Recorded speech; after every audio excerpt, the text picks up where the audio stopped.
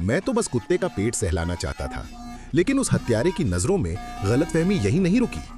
जब वो ओवन साफ करने के लिए झुकी तो उसने जो देखा उसे पूरी तरह से तोड़ मरोड़ दिया। उसके मक्खन निचोड़ते हाथों को कुछ और ही समझ लिया गया। बाद में मुझे हाल ही में हुई एक बैंक डकैती की जांच करने का आदेश दिया गया और मैं रिपोर्टर के घर गया। जैसे ही मैंने अंदर कदम रखा, मुझे कुछ गड़बड़ महसूस हुई। फर्श पर खून के धब्बों ने मुझे बताया कि कुछ बहुत बुरा हुआ है।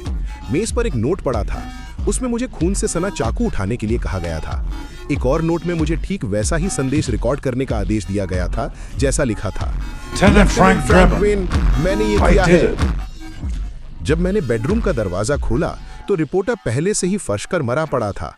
उसी पल मुझे एहसास हुआ कि मैं सीधे एक जाल में फंस गया हूं। एक अनुभवी जासूस होने के नाते मेरी पहली प्रवृत्ति सबूतों को नष्ट करने की थी, लेकिन घबराहट में मैंने उसे बहुत ऊपर उठा लिया और उसका सिर गायब हो गया। शिट!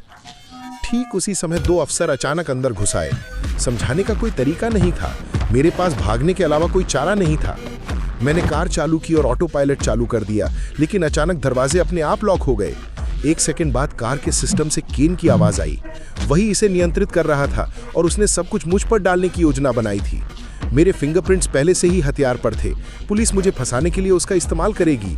कार सीधे समुद्र की ओर तेजी से बढ़ने लगी। मैंने विंडशील्ड पर गोली चलाई और बाहर निकलने की कोशिश की।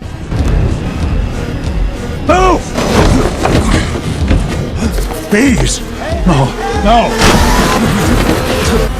Move! Out of the way! Move! उस अफरा तफरी में मुझे सिस्टम में एक छिपा हुआ प्रोग्राम मिला। आखिरकार दरवाजे खुल गए और उस पर मैंने मुश्किल से अपनी जान बचाई।